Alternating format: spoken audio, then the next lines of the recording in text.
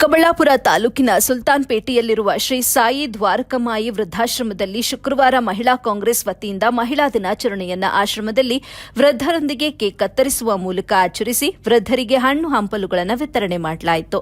ಈ ವೇಳೆ ಮಹಿಳಾ ಕಾಂಗ್ರೆಸ್ ಜಿಲ್ಲಾಧ್ಯಕ್ಷೆ ಯಾಸ್ಮಿನ್ ತಾಜ್ ಮಾತನಾಡಿದ್ದು, ಹೆಣ್ಣು ತನ್ನ ಜೀವನವನ್ನ ತನ್ನ ಸಂಸಾರಕ್ಕಾಗಿ ಮೀಸಲಿಡುತ್ತಾಳೆ. ತಾಯಿಯಾಗಿ, ತಂಗಿಯಾಗಿ, ಹೆಂಡತಿಯಾಗಿ ತನ್ನ ಮೇಲಿರುವ ಜವಾಬ್ದಾರಿಯನ್ನ ಚಾಚು ತಪ್ಪದೆ ಎಷ್ಟೇ ಕಷ್ಟ ಒತ್ತಡಗಳ ನಡುವೆಯೂ ತನ್ನ ಜವಾಬ್ದಾರಿಯನ್ನ ಪಾಲಿಸುತ್ತಾ ಜೀವನ ಸಾಗಿಸುತ್ತಾಳೆ.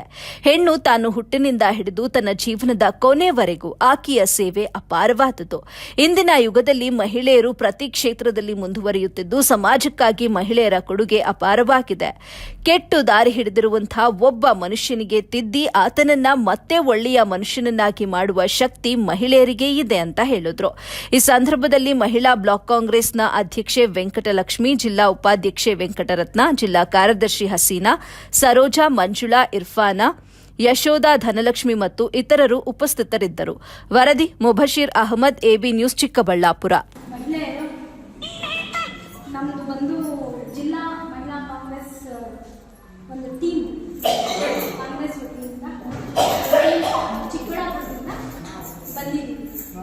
ನಮ್ಮ ಹೆಸರು ಯಾಸ್ಮಿನ್ ತಾಜ್ ಅಂತ, ಜಿಲ್ಲಾಧ್ಯಕ್ಷ. ಇವರೆಲ್ಲ ನಮ್ಮ ಟೀಮು. ಇವತ್ತು ನಾವು ಬಂದಿರೋ ಉದ್ದೇಶ ಏನಂದರೆ ಮಹಿಳಾ ದಿನಾಚರಣೆ ಮಾರ್ಚ್ 8ಕ್ಕೆ ಮಹಿಳಾ ದಿನಾಚರಣೆ ಆಚರಣೆ ಮಾಡುವಂಥ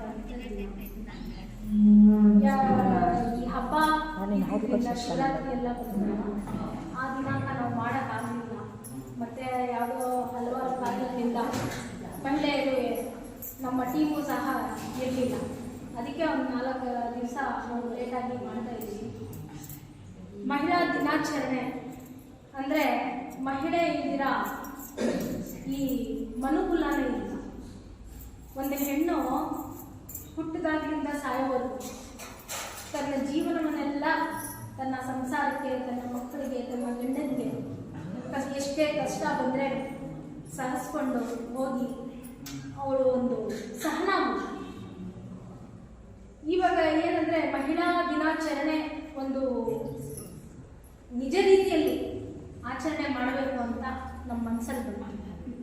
ಆದ್ದರಿಂದ ನಾನು ಈ ಒಂದು ಜಾಗನ ಆಯ್ಕೆ ಮಾಡ್ಕೊಂಡೆ.